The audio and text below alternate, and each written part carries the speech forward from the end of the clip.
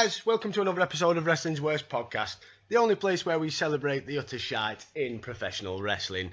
And this Sunday is the 174th pay-per-view of this year so far by the WWE. It is Payback. So what I thought I'd do is just go through the card and give my own little take, my own little preview of what I'm expecting is going to happen this Sunday.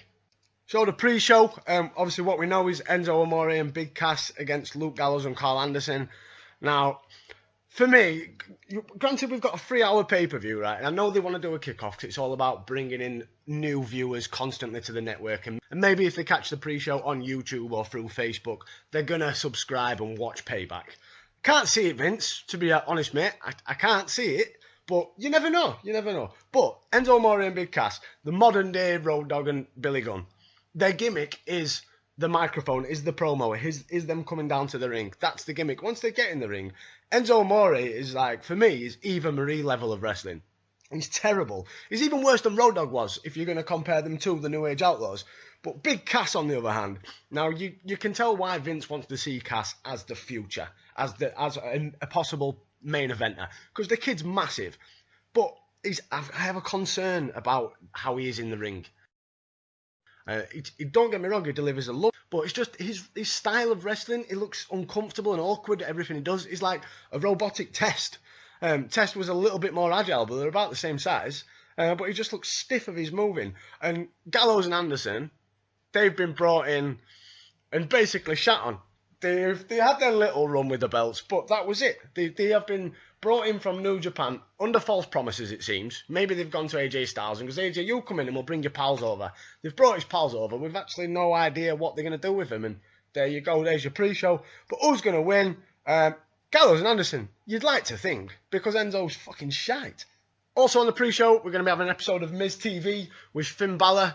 Now, I can understand that they want to keep Finn Balor relevant, and it's like Vince is scared that we'll forget who he is, but you're wasting The Miz. The Miz has had some of his best work ever over on SmackDown with the whole John Cena storyline building up to WrestleMania. Some of Miz's best work. For me, I was a massive fan of The Miz's work when he was running with Alex Riley, when he had his world title run. But this level of work on SmackDown, that is there. That has put Miz on a level for me that he should be in the world title picture. But what they use him as is fodder for Finn Balor. Because you can see, obviously, Finn Balor is going to be a main eventer. For me personally, it seems that Vince McMahon is looking at him like he's looking at Seth Rollins. That's the future of WWE main event. So he wants to always keep him on screen, but to use someone like The Miz, to not give The Miz, after he's traded as well, he should have come over to Raw, got in a feud and got into a match straight away on the card. For me, it's halting a little bit of The Miz's run at the minute, and like I said, some of his best work. So the card itself, we've got obviously the US title match between Kevin Owens and Chris Jericho. Now this should really be one of the better matches on the card because it has been a great feud. But they've got themselves confused by doing the draft or the Superstar Shake-Up 2 weeks before the pay-per-view, where you've already set storylines for the pay-per-view. Everyone's aware that Chris Jericho's going on tour with Fozzy. Now, unless Jericho goes on tour and all of a sudden turns up with the United States belt where he's singing, which I imagine in WWE's eyes, it would be pretty good marketing, but I can't see that happening. So Kevin Owens has got to win. I know they're saying that if Jericho wins, he's going to go into SmackDown, but maybe he does win. Jericho's done this before, where maybe he does win, he'll jump over, and we'll may see him for a couple of weeks, and he'll drop it to somebody else, and then that gives Kevin Owens someone to chase. But yeah, I'd think Kevin Owens. Then we've got the tag team title match. Is the Hardy Boys of returning Matt and Jeff against Cesaro and Sheamus. Unreported reports, it looks like they've either done a deal or they're getting close to purchasing the whole broken gimmick. Whether it happens as early as this coming Raw, or whether it happens at the pay-per-view, or even that earlier, or whether it's still a couple of weeks yet, no one really knows, do they? Until WWE make an official statement, or it's broken on Bleacher Report or Fox News or something like that. We won't really ever know. But for me, I'm loving the nostalgia kick of the Hardys. I was always a massive fan of the Hardys back in their original run. Team Extreme they were up there with some of the best talent on Raw. And that's even counting Lita, to be fair, at the time. Working with the Hardys made Lita look better than she ever was. But I'm loving this nostalgia run. And I think the split of Cesaro and Sheamus is coming.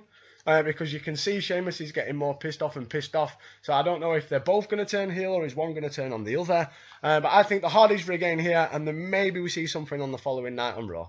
And then we've got a House of Horrors match of Randy Orton against Bray Wyatt. Another one where the Superstar Shake-Up has fucked everything up because all of a sudden Jinder Mahal, SmackDown's #1 contender for the title, is going to fight Randy Orton at Backlash. So that obviously takes the title away from this match. But that being said, I'm very intrigued to see what it is. I hope it's not just a Ambrose Asylum. I hope it's not a Hell in a Cell full of weapons. I hope it's something like the Funhouse that the Headbangers chased Crash Holly through for the Hardcore title. If it's something like that, but with weapons, that'd be amazing. An actual fucking fun house. Like an actual haunted house. With a fairground ride. Fuck it, let's go all out. But coming out, for me, Bray Wyatt, he's, again, very much like The Miz. He's performing and showcasing some of his best work at the minute. So he deserves to go out. He was unfortunate to lose the belt at Mania. But he deserves to go forward now. And get this feud out of the done with Randy Orton and move on. Hopefully to Finn Balor. Because that would be quite interesting. As I've always said, I'm not the biggest Finn Balor fan, but the Demon gimmick and the character is quite interesting, so I'd like to see a mixed match between him and Bray Wyatt. And we've got the Cruiserweight title, which should be the best match of the night. Neville and Austin Aries, time after time that these two have got in the ring together. They're brilliant, absolutely, they work so well together. And now obviously we've got the little interjection of the fucking dab boy. So that could play a part, I imagine he's going to play a part. But for me, this is the one for Aries now. Let's let him run with the strap and let's get him a bit more exposure. Because Austin Aries, as he's proven on his commentary for the last few weeks, and as he's proven when he was in TNA and Ring of Honor, he's damn good in the ring and on the mic, so he needs loads more exposure. And not just on fucking 205 Live. And we've got Roman Reigns against Braun Strowman. The build-up to this has been very fucking interesting. It does feel like a lot of this build-up, especially with him pushing Braun pushing the ambulance over. It just seems that they are delving a bit into their past, and we are seeing, I don't want to call it Attitude Era, but tipping an ambulance over. It's certainly not PG era or the era that we're in, the new era or whatever we're in these days. But the match itself, I'm not really that fussed. I think Roman's going to go over. I think he's going to finally slay the giant, the monster among men.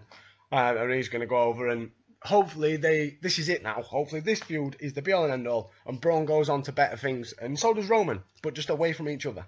So then we get Seth Rollins and Samoa Joe, which should be a brilliant match. You've got two great styles that should blend and work really well together. The build-up, it's been interesting because you've had obviously all the build-up since Mania, but we've not seen obviously Triple H or Stephanie McMahon since Mania. And Samoa Joe's motive is, I'm going to hurt you because what he did to them.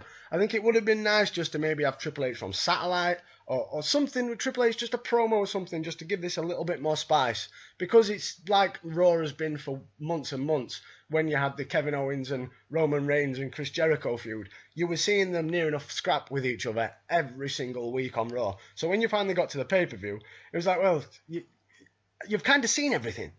So what else? Hopefully it's going to be a great match. Hopefully Seth Rollins, since Monday, has had a big think about this finishing situation. Because that knee, no, that's not a finisher. I'm sorry. It's not a finisher. I know the curb stomp, they don't want to bring that in, but if the reason behind the curb stomp is the bandits, they don't want kids to copy it. Now, I think a knee to the forehead or the knee to the temple, it hurt just as much as a curb stomp. So I don't know what the thinking behind that is, to be fair. But yeah, the pedigree, no, because a big bloke has to deliver a pedigree or you just look stupid, like Seth Rollins, 80% of his pedigrees, because he's not the biggest of fellas in comparison to Triple H. But I don't know, Seth Rollins, I think he's going to get the victory. I don't think a loss would hurt either of them. Hopefully, again, this is the end of their feud and they can both go on to somewhere else. And then we get what I think will be the main event. It will be for the Raw Women's title. Alexa Bliss against Bayley. Now my stance on Bayley, it doesn't change. She's the female John Cena. She's a marketing machine for the kids. John Cena's the one for the boys, maybe. She's the one for the girls. I don't like her in-ring style. I don't like her on a mic. She's boring and repetitive. And, oh, I'm a fan. Well, aren't they all fans at some point? Which is why they're all inspired to be wrestlers. But Alexa Bliss, on the other hand, wow, one of the better ones to have come out of NXT in a long time.